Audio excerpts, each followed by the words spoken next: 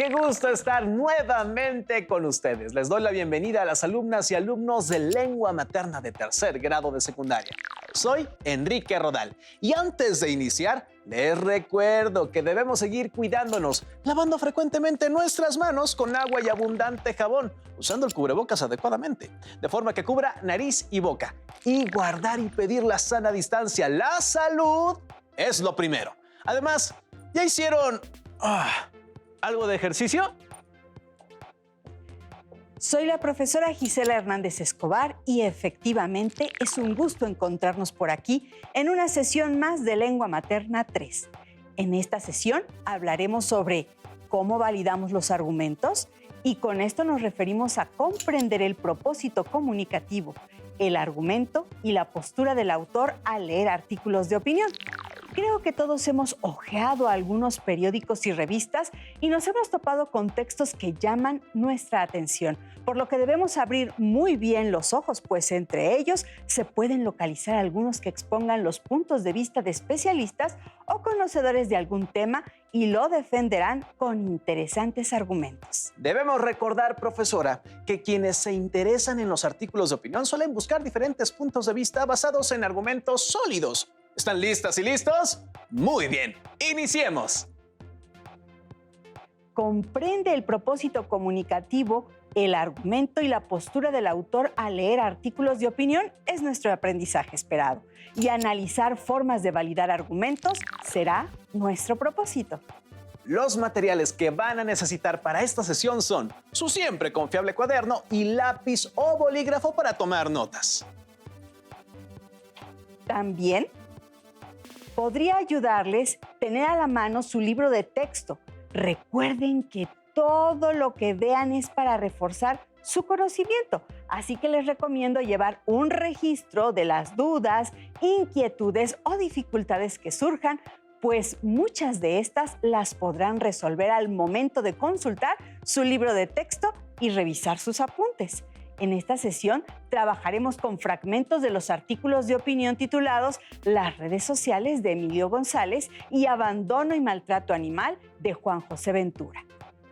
Quiero platicarles que navegando a través de varias páginas de internet me encontré con un artículo de opinión que despertó mi interés. Quiero compartirlo con ustedes y le voy a pedir a Enrique que nos ayude leyéndolo. Las redes sociales por Emilio González Denis.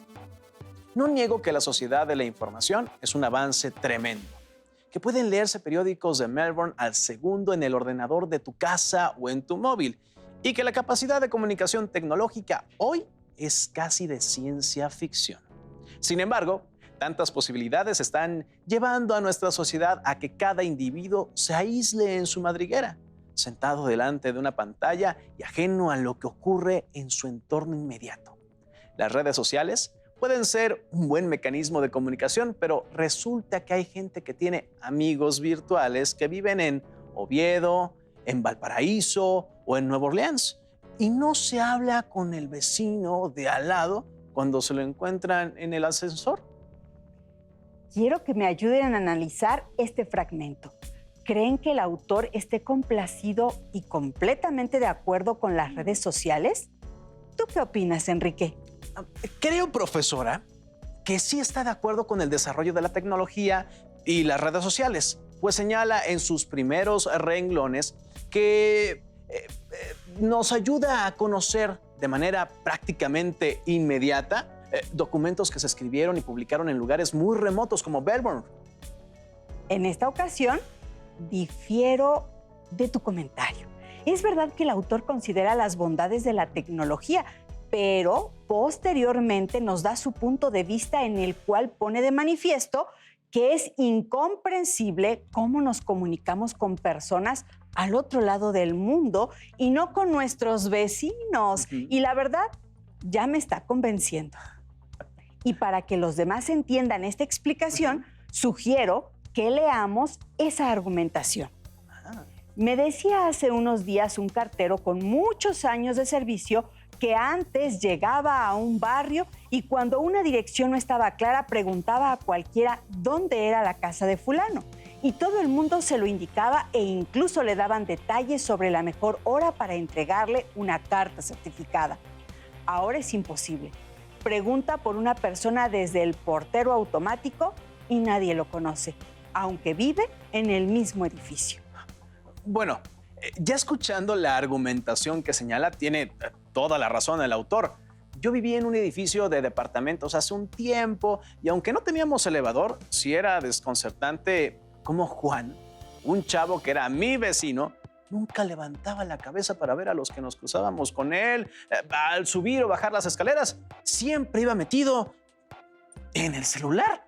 Así que volviendo a nuestro comentario, su argumento me ha convencido y también estoy de acuerdo con usted. Solamente me queda una duda. Ya estudié algunos textos a lo largo del ciclo escolar que utilizan argumentos. Por ejemplo, el ensayo.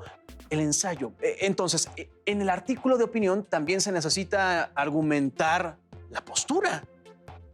Claro, los ensayos y los artículos de opinión son textos expositivos que necesitan de los argumentos para defender sus opiniones o puntos de vista. Ahora recuerdo que en los archivos digitales hay una cápsula que nos puede ser de utilidad para identificar los aspectos fundamentales del artículo de opinión y cómo argumentar. Posteriormente podremos analizar la información. ¿Le parece si lo vemos? Me parece una magnífica idea, Enrique. Prestemos atención y tomemos nota. Escribe. En los artículos de opinión se plasma la opinión del autor acerca de un tema con base en información o datos fiables. Se utiliza la argumentación y la exposición para presentar el tema. Su propósito es influir en la opinión de quienes los leen. Se plantea una visión especializada sobre un tema, expresada de manera que todas las personas lo comprendan. Dichas opiniones o puntos de vista se pueden argumentar con base en información o datos fiables que expliquen el porqué de esas opiniones. Generalmente, los artículos de opinión tienen la siguiente estructura. Entrada. En ella se presenta el tema. Información. Contextualiza el tema y menciona algunos detalles. Análisis. El autor expresa su opinión respecto del tema. Comprobación. El autor presenta pruebas para comprobar su tesis. Conclusión. Se concluye con un comentario que evalúa la tesis. Veamos como ejemplos dos fragmentos de artículos de opinión sobre los alimentos transgénicos para que puedan distinguir cómo un mismo tema se aborda de diferente manera, lo cual influye en la opinión de las personas. En el primero se plantean las ventajas y desventajas de este tipo de alimento para la sociedad, así como los contras para la economía y su impacto en el medio ambiente. Concluye mencionando el beneficio que tiene para la humanidad consumir estos productos, pero solo como medida emergente ante un peligro de extinción, lo que nos muestra que la autora no está completamente de acuerdo con la venta y consumo de los alimentos transgénicos en la vida diaria, pero sí ante una situación de desastre.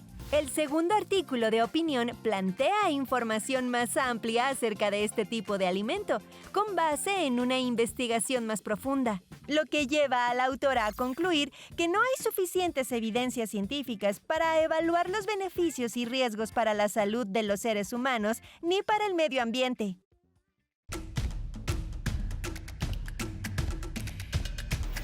En los artículos de opinión se plantean reflexiones.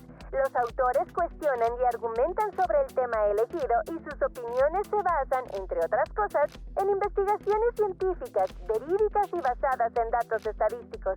Conocer la opinión de un autor sobre algún tema, comprender lo que dice y analizarlo para identificar si compartimos o no su opinión, contribuye a desarrollar nuestro pensamiento crítico. Por ello, revisar más de un artículo sobre un tema determinado nos ayuda a valorar y comparar diferentes puntos de vista. Ahora que tenemos esta información, veamos cuál es la función de un argumento. Un argumento permite indagar. El argumento es esencial, en primer lugar, porque es una manera de tratar de informarse acerca de qué opiniones son mejores que otras. Explicar. El cuerpo de su artículo debe responder a la pregunta: ¿cómo explico lo que investigué y comprendí? Por tanto, Tienen el espacio para dar razón de lo investigado. En esta parte expondrán las razones y las irán fundamentando sistemáticamente, de tal manera que el texto logre expresar lo que han comprendido claramente. Defender. Ofrece razones y pruebas de tal manera que otras personas puedan formarse sus propias opiniones. Profesora, estoy escribiendo un artículo de opinión. Después de definir la postura, ¿cómo puedo saber si estoy argumentando adecuadamente? Bien, la argumentación consiste en defender razonadamente una opinión, con el fin de que el destinatario haga suya la idea que el emisor sostiene. Su eficacia dependerá de la consistencia y la fuerza persuasiva de los argumentos. Las opiniones del autor deben ser fundadas en hechos. Estos deben ser veraces y deben quedar especificados en el texto. Por lo tanto, algunas reglas que sugiero para argumentar correctamente son las siguientes. Escriban argumentos cortos. Si son muy largos, el lector se puede confundir o perder de vista la opinión que está sustentando. Sean concretos y concisos.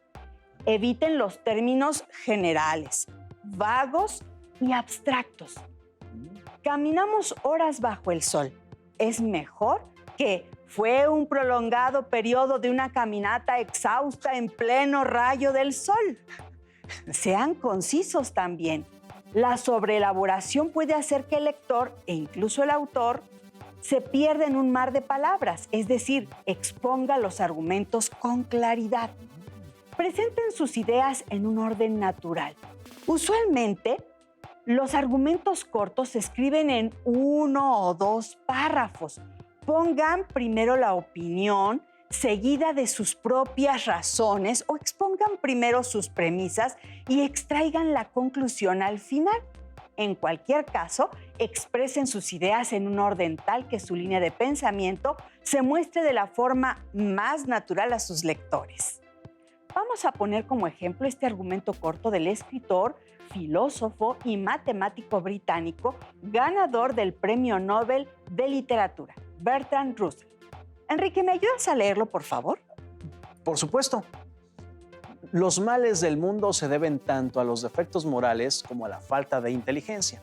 Pero la raza humana no ha descubierto hasta ahora ningún método para erradicar los defectos morales. La inteligencia, por el contrario, se perfecciona fácilmente mediante métodos que son conocidos por cualquier educador competente. Por lo tanto, hasta que algún método para enseñar la virtud haya sido descubierto, el progreso tendrá que buscarse a través del perfeccionamiento de la inteligencia antes que el de la moral. En este pasaje, cada afirmación conduce naturalmente a la siguiente. Russell comienza señalando las 2 fuentes del mal en el mundo: los defectos morales, como él lo denomina, y la falta de inteligencia. Afirma entonces que desconocemos cómo corregir los defectos morales, pero que sabemos cómo corregir la falta de inteligencia. La expresión "por lo tanto" indica claramente su conclusión. El progreso tendrá que llegar mediante el perfeccionamiento de la inteligencia. Cada frase de la cita está precisamente en el lugar que le corresponde. Vamos a suponer que hubiera escrito algo así. Los males del mundo se deben, por completo, tanto a los defectos morales como a la falta de inteligencia. Hasta que algún método para enseñar la virtud haya sido descubierto, el progreso tendrá que buscarse a través del perfeccionamiento de la inteligencia antes que el de la moral. La inteligencia se perfecciona fácilmente por métodos que son conocidos por cualquier educador competente, pero la raza humana no ha descubierto hasta ahora ningún medio para erradicar los defectos morales. Como pueden ver, son las mismas afirmaciones y conclusiones. Entonces, ¿se entienden igual? Bueno, yo observo que tiene un orden diferente y la expresión "por lo tanto" que se utilizó en la otra frase antes de la conclusión no la escribieron. La verdad me cuesta más trabajo entender lo que dice de esta manera. Las afirmaciones no están enlazadas de forma natural y tuve que leerlo 2 veces para comprender y llegar a la conclusión. Muy buenas observaciones. ¿Pueden ver la importancia de ordenar coherentemente sus ideas? Para argumentar existen más reglas, pero terminaremos con la siguiente. Partan de premisas fiables. Pueden tener a la mano ejemplos conocidos o autoridades bien informadas que están claramente de acuerdo. Si no están seguros acerca de la fiabilidad de una premisa, es probable que tengan que hacer alguna investigación. Es fundamental que cuando se presente alguna información, esta sea comprobable. A veces pensamos que cuando nos hablan de reglas será muy aburrido y tedioso. Sin embargo, este listado me resultó muy interesante y útil. Continuemos aprendiendo y veamos la siguiente información. Para opinar de manera razonada y argumentada es necesario combinar 2 aspectos. Por un lado, conocer el tema sobre el que se va a opinar y por el otro, ser competente lingüísticamente para expresar una opinión de manera adecuada, coherente y eficaz. Por eso, las frases que nos ayudan a jerarquizar los argumentos y organizarlos son importantes, puesto que dan claridad a nuestras posturas y a las ideas con las que los sustentamos.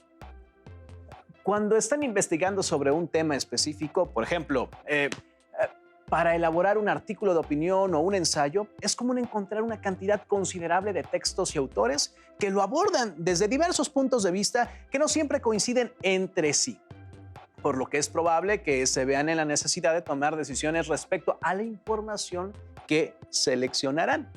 Profesora, entonces el fragmento que leímos anteriormente sobre las redes sociales, ¿de qué tipo es? Es un argumento mediante ejemplos que ofrece uno o más ejemplos específicos en apoyo de una opinión. Por eso primero señala que no le hablamos al vecino y luego nos explica con el ejemplo del cartero y sus vivencias. Estás en lo correcto. También debemos considerar, como dice Weston en su libro, contemplar los argumentos por analogías y nos proporciona el siguiente ejemplo. ¿Me ayudas a leerlo, Enrique? Claro. La gente lleva su coche a arreglar y a revisar cada pocos meses sin rechistar. ¿Y por qué no prodigan los mismos cuidados a su propio cuerpo? Este argumento sugiere que realizarse un chequeo médico de forma regular es como llevar el coche a revisión.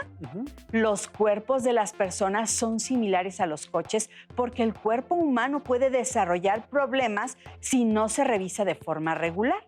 Por lo tanto, la gente también debería acudir a un chequeo y una revisión médica de forma regular. Entonces, cuando un argumento tiene semejanzas entre 2 casos, es muy probable que sea un argumento por analogía.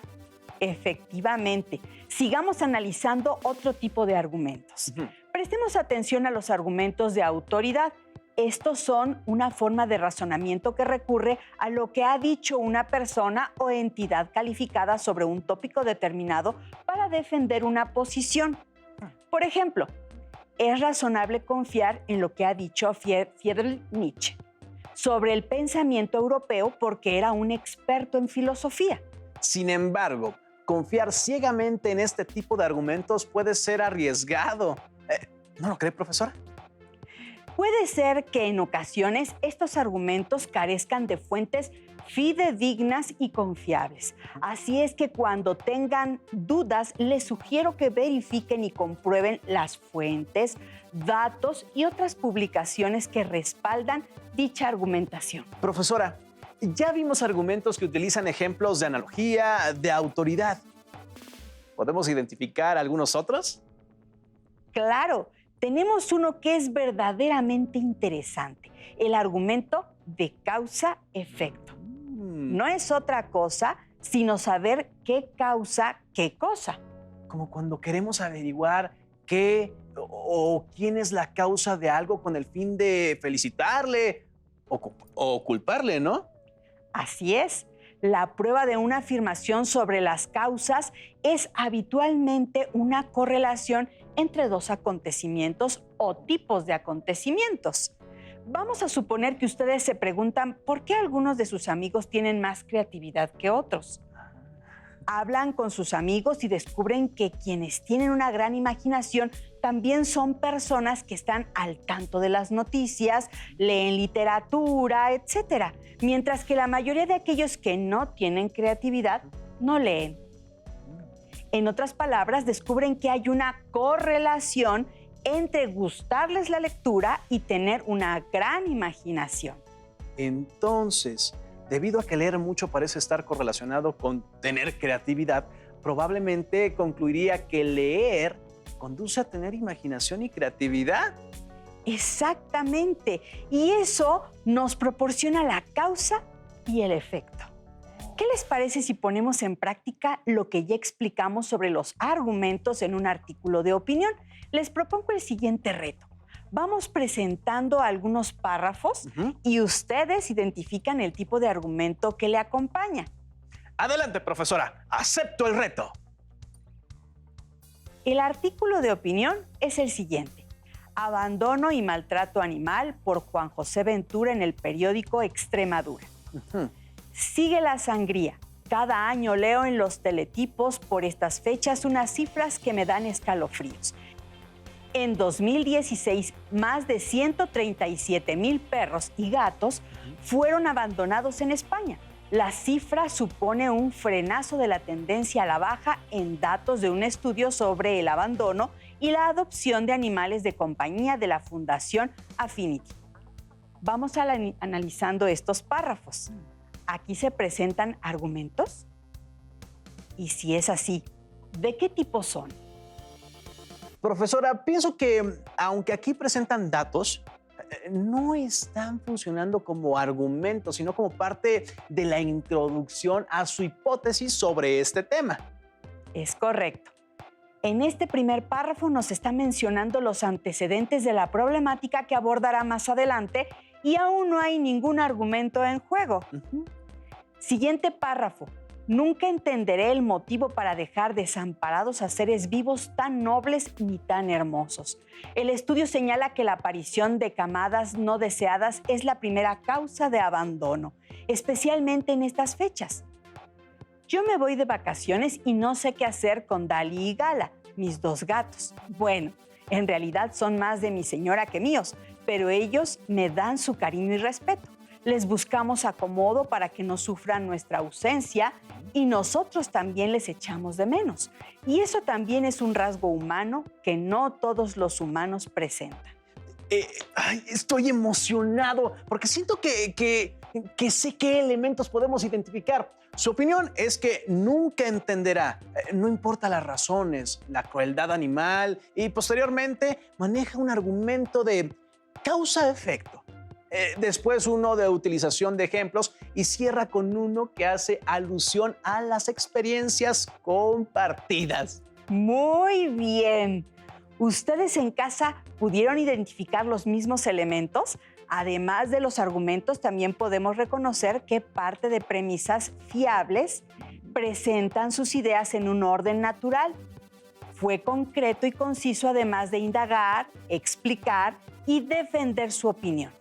Profesora, ¿cuántos argumentos considera que son suficientes para defender una opinión? Aunque en este ejemplo el autor que tiene experiencia en la redacción de este tipo de argumentos enlaza varios, para los que somos principiantes, como regla general, les recomiendo que expongan un argumento por párrafo. Incluir puntos diversos en el mismo párrafo si no saben utilizarlos.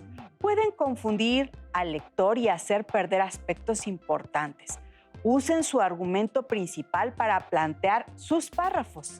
¿En qué momento debemos comenzar a plantear los argumentos? Una vez que hayan aclarado la importancia de la cuestión que están tratando y que hayan decidido qué es exactamente lo que se proponen hacer en su trabajo. Están en condiciones de desarrollar su argumento principal. Para resumir lo que hemos estudiado, es importante señalar que entre las características de los textos argumentativos se puede identificar consistencia, porque los argumentos se construyen con datos previamente investigados. Coherencia, porque las ideas están relacionadas a partir de una idea principal y se derivan las demás. Marcadores discursivos que se usan para introducir. Datos o hechos, argumentos de autoridad, argumentos de ejemplificación, argumentos de causa-efecto, argumentos por analogía, argumentos por experiencia. Por otra parte, las fuentes de información y posturas sobre un mismo tema varían dependiendo de si la información proviene de fuentes sustentadas o bien son opiniones basadas en posturas o experiencias personales.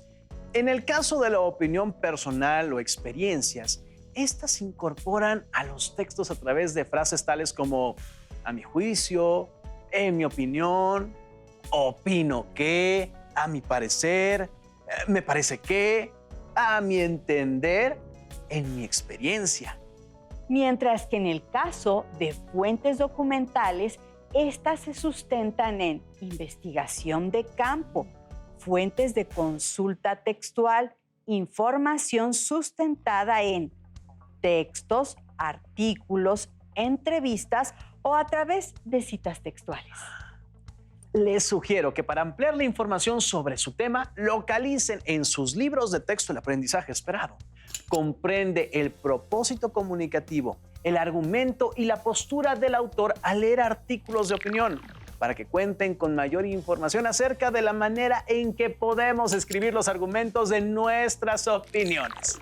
Les propongo un reto que les ayudará a reforzar los aprendizajes que analizamos en esta sesión. Investiguen acerca de algún tema de su interés, tomen una postura y escriban los argumentos que la sostengan. Si llegaran a tener alguna duda, revisen sus notas y consulten su libro de texto. Gracias por compartir con nosotros esta sesión de Lengua Materna 3, en la que hemos aprendido cómo validamos los argumentos. Hemos aprendido algo nuevo juntos. ¡Hasta la próxima! Maestra, interesante. Yo vi en el libro de texto, Sí, que es este diccionario en la... Si tienes dudas o necesitas ayuda, llama al Centro de Apoyo Pedagógico a Distancia. El número de teléfono para secundaria es el 55 36 01 71 23. Si requieres consultar los libros de texto en versión digital, recuerda que los puedes encontrar en la página conalitec.cep.gov.mx. Y recuerda que también cuentas con el sitio aprendeencasa.cep.gov.mx, en donde podrás ver nuevamente los videos de los programas y además encontrarás actividades para fortalecer tus aprendizajes.